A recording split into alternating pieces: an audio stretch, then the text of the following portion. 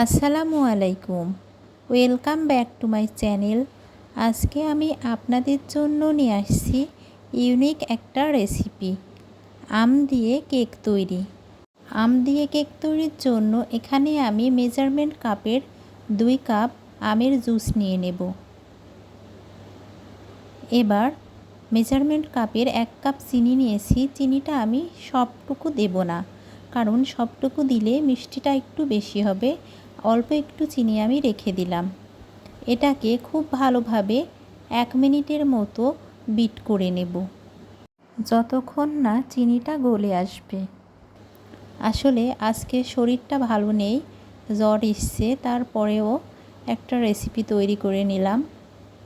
স্বাদ মতো লবণ দিয়ে দেব, হাফ টি স্পুন বেকিং পাউডার, হাফ টি স্পুন বেকিং সোডা। উপকরণগুলোকে আমি আবারও হ্যান্ড উইক্সের সাহায্যে বিট করে নেব। এটাকে আপনারা চাইলে ইলেকট্রিক বিটার দিয়েও বিট করতে পারেন। এবার আমি হাফ কাপ পরিমাণ সয়াবিন তেল দিয়ে নিলাম। আবারও 1 মিনিটের মতো বিট করব। 1 কাপ পরিমাণ ময়দা নিয়েছি, সেটা দিয়ে দিলাম। ময়দাটাকে আমি আগে থেকে খুব ভালোভাবে চেলে রেখেছিলাম। 1 কাপ পরিমাণ লিকুইড দুধ নিয়েছি।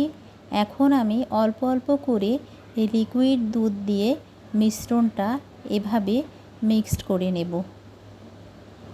লিকুইড দুধ না দিলে মিশ্রণটা কিন্তু পাতলা হবে না, আর যদি এরকম গাঢ় হয় তাহলে কেক তৈরির জন্য পারফেক্ট হবে না।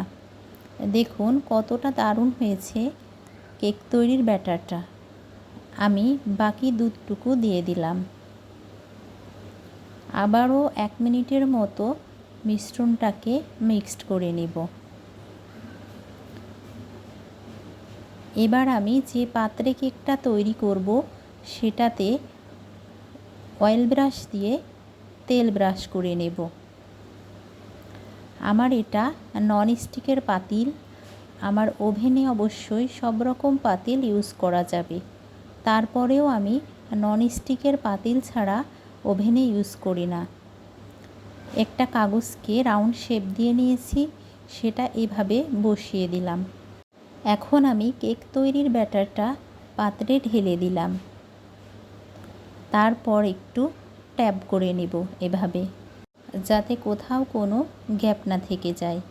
একটা কাঁটা চামচের সাহায্যে এভাবে আমি একটু নাড়া দিয়ে নেব।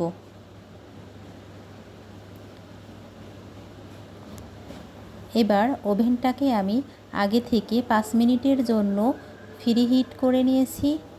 এবার একটা স্ট্যান্ড দিয়ে দিলাম। স্ট্যান্ডের উপরে এটাকে আমি বসিয়ে দেব। তারপর 180 ডিগ্রি টেম্পারেচারে 30 মিনিটের জন্য আমি বেক করে নেব। দেখুন প্রথমে কনভেকশনে আমি টেম্পারেচার সেট করে নেব 180 ডিগ্রি। তারপর 30 মিনিট টাইম দিয়ে স্টার্ট বাটন চেপে দিলাম। ফিরে আসব 30 মিনিট পর, ততক্ষণ সঙ্গে থাকুন। ফিরে আসলাম 30 মিনিট পর। এখন আমি কেকের পাত্রটা ওভেন থেকে বের করে নেব। কেকের কালারটা কিন্তু খুবই দারুণ এসছে। কেকটা খুব দারুণভাবে তৈরি হয়ে গেছে, অনেকটা সফট হয়েছে। আপনাদেরকে একটা কথা বলি, এটা যেহেতু পাকা আম দিয়ে তৈরি করেছি, খুব বেশি কিন্তু ফুলবে না কেকটা, অবশ্যই এটা মনে রাখবেন।